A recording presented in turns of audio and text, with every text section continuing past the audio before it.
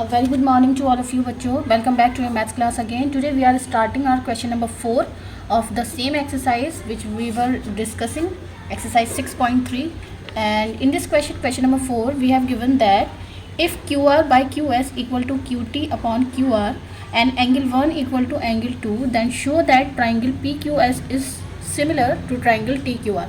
We have given the two triangles, the very first PQS and TQR. ये दो triangle एक ही बड़े से ट्राइंगल TQR में हमें एक छोटा ट्राइंगल PQS गिवन है जिसको आपको सिमिलर प्रूफ करना है. And also you have given QR upon QS equal to QT upon PR and angle 1 equal to angle 2. आपको देखना है बच्चों ये QR और QS को साइड में आना है. तो देखिए QR QS ये दो साइड्स हो गई. QR साइड हो गई ट्राइंगल TQR की और QS साइड हो गई ट्राइंगल PQS की. ठीक है, तो दो चीज़ें तो हमारे पास हैं. और इक्वल टू में जो इन्होंने इक्वालिटी गिवन है रेशियोज जो साइड का वो है QT अपॉन PR. QT हमारे TQR ट्राइंगल का है. PR is not related to triangle PQS. अगर ये PR किसी भी तरह से ट्राइंगल PQS की किसी साइड के इक्वल हो जाता तब हम कह सकते थे कि these two triangles are similar. तो हमें यही करना है बच्चों. ये जो आपको QR अपॉन QS गिवन है ये दोनों हमारे सेम इन्हीं दोनों ट्राइंगल से रिलेट करते हैं. QT हमारा TQR से रिलेट करता है but PR is not related to triangle PQS.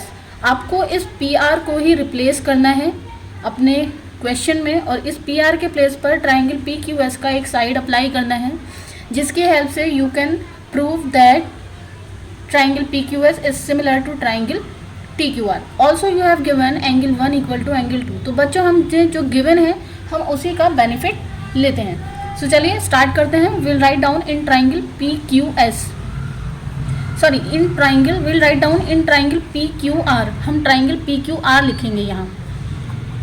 Triangle PQR में आपको क्या गिवन है? आपको ट्राइंगल PQR में गिवन है angle Q equal to angle R, यानी कि एंगल 1 इक्वल टू एंगल 2. आपको क्वेश्चन में ऑलरेडी गिवन है कि angle 1 equal to angle angle 2. Angle 1 और एंगल 2 जब इक्वल हैं आपको पता है किसी भी ट्राइंगल में जब कभी भी ऑपोजिट एंगल्स इक्वल होते हैं तो उनके ऑपोजिट साइड्स भी इक्वल होते हैं. इसका मतलब ट्राइंगल PQR में एंगल 1 और एंगल 2 के इक्वल होने की वजह से इनकी जो ऑपोजिट साइड्स हैं यानी कि PQ जो है वो PR के इक्वल हो जाएगी. Implies will write down PQ equal to PR. यहाँ का पर कंडीशन हम क्या लिखेंगे? Opposite sides of opposite equal angles. ये कौन से साइड्स हैं? ये ऑपोजिट एंगल्स की ऑपोजिट साइड्स हैं. जो एंगल आपको ऑलरेडी इक्वल गिवन थे उन ऑपोजिट इक्वल एंगल की ये ऑपोजिट साइड्स हैं. ट्राइंगल PQR लिया था बच्चों हमने. इस ट्राइंगल PQR में angle Q is equal to angle R जो कि एंगल 1 और 2 के नाम से गिवन है. जब ऑपोजिट एंगल्स इक्वल होते हैं तब ऑपोजिट साइड्स भी इक्वल होती हैं. PQR की एक साइड है PQ और दूसरी साइड है PR. तो PQ इक्वल टू PR हो गया. अब आपको जो रिलेशन गिवन था वहाँ पर आप PR के प्लेस पर क्या अप्लाई कर सकते हो? PQ अप्लाई कर सकते हो. तो उसकी हेल्प से आप क्या लिखेंगे? जब ये इस तरह का रेशियो इक्वल हो जाएगा तो आप क्या कह सकते हैं? आप कह सकते हैं कि triangle PQS is similar to triangle TQR. So we'll note down this given portion here. Now we have given QR upon QS equal to QT upon QR. So we can write it as QR upon QS equals to QT upon PR के place पर we'll put PQ. अब इन दोनों को आप अपने triangle में लिखिए. QR upon QS यानी कि ये QR साइड QS के रेशो में है और QT साइड जो है वो PQ लिखें या QP लिखें, बात एक ही है, QP के रेशो में है और दोनों के रेशो इक्वल हैं. जब भी कभी दो साइड्स के रेशियोज इक्वल होते हैं तब हम क्या कहते हैं कि वो ट्राइंगल्स सिमिलर हैं. अब इसमें बच्चों आपको जो क्राइटेरिया यूज़ करना है उस क्राइटेरिया के लिए आपने दो साइड्स का रेशो तो इक्वल दिखा दिया है कि हाँ एक साइड ये है दूसरी साइड ये है. दो साइड का रेशो जो है वो दो साइड के रेशो के इक्वल है. बट इसमें अभी भी आपको एक प्रॉपर्टी और भी दिखानी होगी जिसकी हेल्प से आपको लिखना होगा कि आप किस प्रॉपर्टी की हेल्प से इन दोनों ट्राइंगल्स को सिमिलर शो कर रहे हैं. तो चलिए देखते हैं कि वो थर्ड प्रॉपर्टी कौन सी है. उसके लिए आपको ट्राइंगल पर ही कॉन्सेंट्रेट करना है. अगर हम ट्राइंगल PQS की बात करें तो इसमें एंगल Q आ रहा है। और अगर टी क्यू आर की बात करें तो टी क्यू आर में भी एंगल क्यू आ रहा है, इसका मतलब एंगल क्यू दोनों ही ट्राइंगल में कॉमन है। Since angle Q equal to angle Q common, hence by side angle side similarity, कौन सी सिमिलैरिटी यूज की है? साइड एंगल साइड, क्योंकि दो साइड्स हैं और एक एंगल है। By side angle side similarity triangle P Q S is similar to triangle T Q R, hence proved. Now we are moving on question number 5. Well बच्चों, here is the question number 5. S and T are points on sides PR and QR of triangle PQR such that angle P equal to angle RTS. Show that triangle RPQ is similar to triangle RTS. बच्चों हमें S और T दो points given है PR और QR side पर, जो कि एक ट्राइंगल PQR में है. सो first of all will draw triangle PQR. सबसे पहले हमने एक ड्रॉ करेंगे ट्राइंगल PQR. इस ट्राइंगल PQR में PR और QR दो साइड है, एक साइड है PR और दूसरी साइड है QR. PR और QR साइड पर दो पॉइंट्स गिवन है आपको S एंड T. S पहले लिखा है तो वो PR पर होगा, T बाद में लिखा है तो वो QR पर होगा. तो PR साइड पर है S पॉइंट, ये हमने S पॉइंट ले लिया है, और QR साइड पर है T पॉइंट, ये हमने T पॉइंट ले लिया है. ठीक है, इसके बाद हमने S और T को ज्वाइन भी करा लिया है. अब ये हमें इस तरह से गिवन है कि एंगल P की वैल्यू एंगल RTS के इक्वल है. ये जो एंगल P है ये एंगल RTS इसके इक्वल है. ठीक है, तो हमें क्या करना है, हमें प्रूफ करना है triangle RPQ is similar to triangle RTS, यानी कि एंगल R जो एंगल R का करस्पॉन्डिंग होना चाहिए एंगल R, एंगल P का करस्पॉन्डिंग होना चाहिए एंगल T, और एंगल Q का करस्पॉन्डिंग होना चाहिए एंगल कहाँ गया हमारा, एंगल Q का होना चाहिए एंगल S. ठीक है, एंगल R दोनों में कॉमन है. इसके प्रूफ में हम क्या करेंगे, हम इसको किस तरह से प्रूफ कर सकते हैं. आपने अगर सिर्फ दो एंगल ही इक्वल प्रूफ कर दिए करस्पॉन्डिंग एंगल इनके, तब आप कह सकते हैं कि एंगल क्राइटेरिया की हेल्प से ये दोनों ट्राइंगल सिमिलर हो जाएंगे. तो चलिए देखते हैं. सबसे पहले तो आपको गिवन है, first of all will write down here in triangle RPQ and triangle RTS. जो ट्राइंगल हमें सिमिलर प्रूफ करने हैं उन्हीं दोनों ट्राइंगल्स में देखते हैं. अब इन दोनों ट्राइंगल में बच्चों एंगल R दोनों में कॉमन है, और एंगल R का करस्पॉन्डिंग एंगल R ही होना चाहिए. ये अपनी सिमिलैरिटी में पूछ रहे हैं, तो एंगल R के लिए इन्होंने एंगल R ही दे रखा है, और एंगल R दोनों में कैसा है, कॉमन है. Angle R equal to angle R will write down here common, दोनों में कॉमन एंगल हो गया. दूसरा एंगल P की वैल्यू जो कि आपका ट्राइंगल RPQ में है, एंगल T के इक्वल गिवन है जो कि आपका ट्राइंगल RTS में है. So will write down angle P equal to angle RTS. यहाँ पर हम कंडीशन लिखेंगे गिवन. सो बाय, ये तो बहुत ही इजी था बच्चों, will write down here bye angle similarity, या फिर क्राइटेरिया आप लिख सकते हैं, triangle RPQ is similar to triangle RTS, hence proved. बच्चों इनका जो सीक्वेंस गिवन होता है आपको उसी सीक्वेंस में लिखना है. इस सीक्वेंस को बिल्कुल भी चेंज नहीं करना है. जैसे ही आप सीक्वेंस चेंज कर देते हो सिमिलैरिटी खत्म हो जाएगी.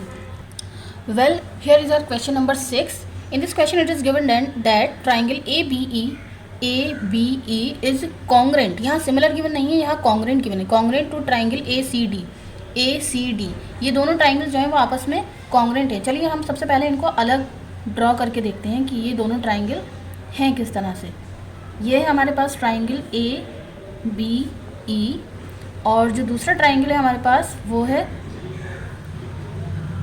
कुछ इस तरह से है ADC. ठीक है, ट्राइंगल ABE और ट्राइंगल ACD ये दोनों ट्राइंगल आपस में कॉन्ग्रेंट गिवन है. जब कॉन्ग्रेंट गिवन है तो इसका मतलब बच्चे देखिए एंगल A, यहाँ हम लिखेंगे since triangle ABE congruent to triangle ACD. यहाँ से हमें क्या क्या कंक्लूजन मिलेगा, जब दो ट्राइंगल कॉन्ग्रेंट होते हैं तो बच्चों उनके करस्पॉन्डिंग पार्ट्स भी इक्वल होते हैं. ठीक है, तो इसका मतलब क्या हुआ, angle A will be equal to angle A, common है दोनों में. और इसके अलावा AB साइड जो है वो AB साइड किसकी इक्वल होगी, AB साइड इक्वल होगी AC साइड के, and AE side will be equal to AD, ठीक है। AB साइड AC साइड के इक्वल है, AE साइड AD साइड के इक्वल है। ये AB जो है वो AC के इक्वल है और इसका जो पोर्शन AD है वो इसके पोर्शन AE के इक्वल है। अब इसी में आप थोड़ा सा कॉन्सेंट्रेट करें बच्चों, तो आप देखेंगे अगर हम इस ट्राइंगल ABC की और ADE की बात करें तो हमें पता है कि AD वाला जो पोर्शन है वो AE वाले पोर्शन के इक्वल है, AB वाला पोर्शन AC वाले पोर्शन के इक्वल है। और अगर इन्हीं साइड्स का हम रेशो भी इक्वल दिखा दें तो वो भी इक्वल हो जाएगा, और जब रेशो इक्वल होता है तो ट्राइंगल्स सिमिलर होते हैं। सो will write down here now in triangle ADE जो सिमिलर हमें प्रूव करने हैं एंड ट्राइंगल ABC, इन दोनों ट्राइंगल में हम क्या देखेंगे बच्चों, the very first is angle A equal to angle A, दोनों में कॉमन हो गया है, ठीक है। उसके बाद AD अपॉन AB, अगर AD और AB का हम रेशियो लें तो ये किसके रेशियो के इक्वल है, AE अपॉन AC के रेशियो के इक्वल है। क्यों इक्वल है बच्चों, ये इनका इस तरह से रेशियो इक्वल इसलिए गिवन है क्योंकि AB की वैल्यू AC के इक्वल है और AE की वैल्यू AD के इक्वल है। तो AD और AE इक्वल है, AB और AC इक्वल है, यानी कि इनके रेशियोज़ भी कैसे होंगे, इनके रेशियोज़ भी इक्वल होंगे, ठीक है। इसके लिए हम क्या करेंगे, बाय देखिए दो साइड का रेशियो इक्वल है और एक एंगल इक्वल है, तो side angle side rule, triangle ADE is similar to triangle ABC, hence proved. Let's move on question number 7. Well, here we have our question number 7, which is very easy बच्चों। Altitudes AD and CE of triangle ABC intersect each other at the point P. Show that these four parts. आपको given है altitudes AD and CE एक triangle में ABC में। सबसे पहले हम एक ट्राइंगल ड्रॉ करेंगे ABC। इस ट्राइंगल ABC में हमें एक एल्टीट्यूड ड्रॉ करना है AD और दूसरा एल्टीट्यूड ड्रॉ करना है CE। तो देखिए बच्चों AD यानी कि A से स्टार्ट हो रहा है क्योंकि D पॉइंट तो अभी तक हमें पता ही नहीं है, लेकिन आपको पता है ना एल्टीट्यूड्स क्या होते हैं, एल्टीट्यूड यानी कि परपेंडिकुलर्स आपको ड्रॉ करने हैं। सो AD यानी कि A से जब आप एक परपेंडिकुलर ड्रॉ करेंगे तो वो बिल्कुल एक स्ट्रेट लाइन आएगी, यानी कि वहाँ पर 90 डिग्री एंगल फॉर्म हो रहे होंगे दोनों साइड पर। इसी तरह से CE यानी कि C पॉइंट से भी आपको एक स्ट्रेट लाइन ड्रॉ करनी है, वहाँ पर भी कितने डिग्री के एंगल होंगे, दोनों साइड पर 90 डिग्री के एंगल्स फॉर्म होंगे।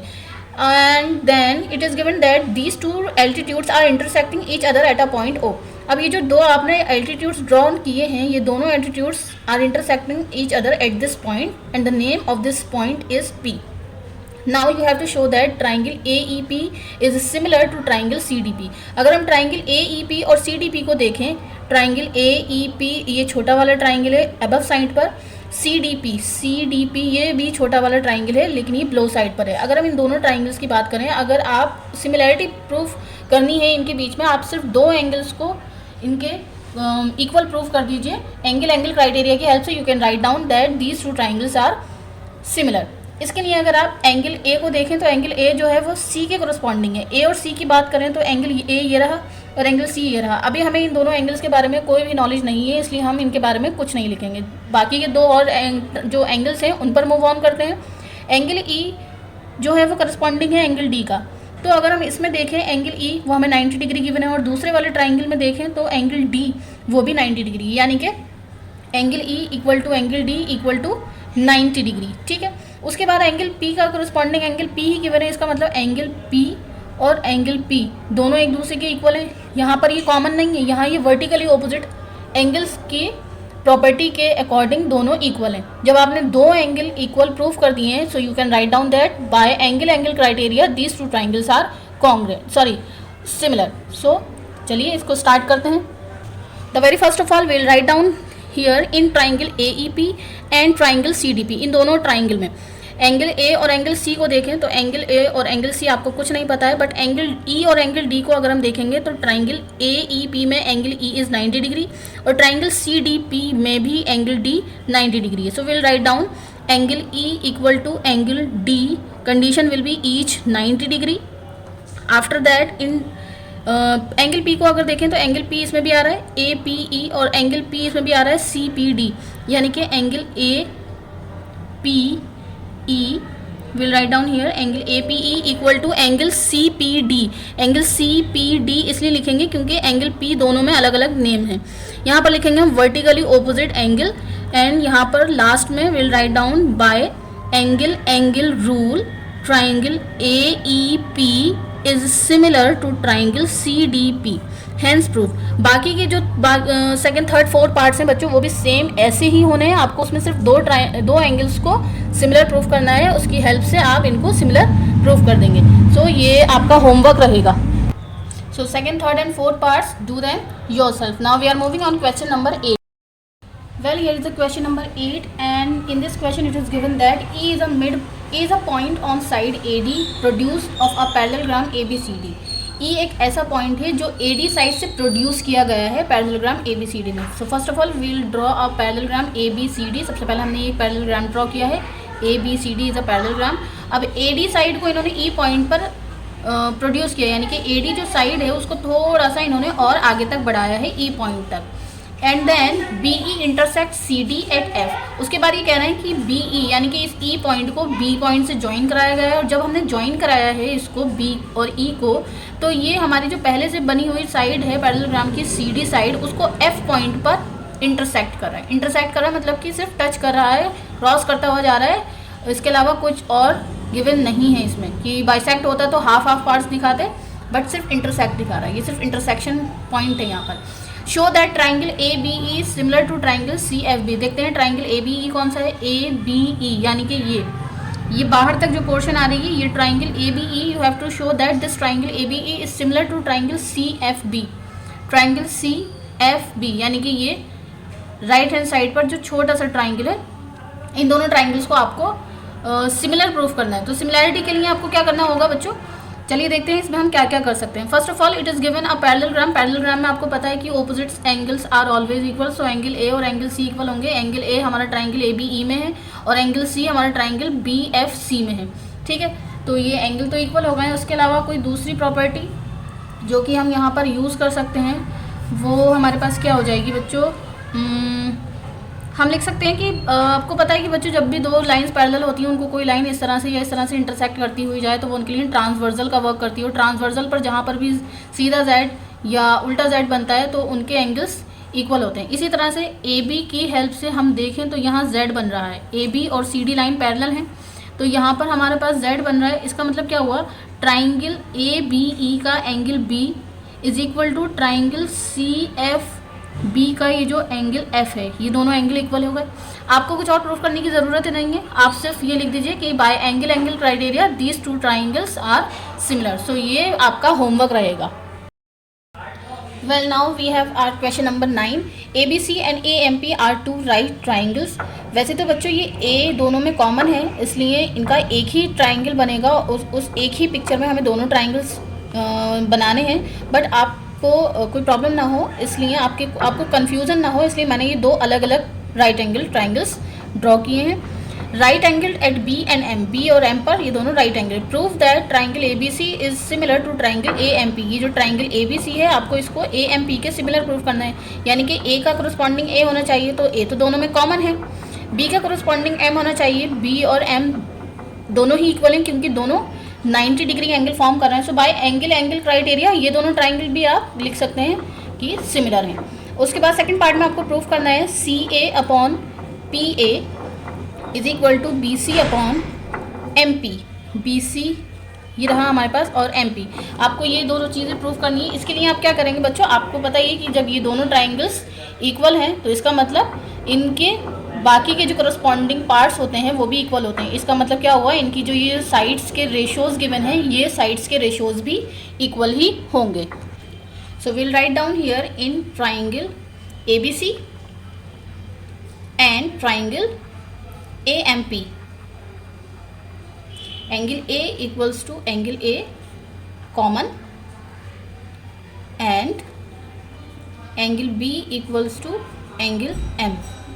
Condition will be each 90 degree. दोनों राइट एंगल है, दोनों 90 डिग्री एंगल है.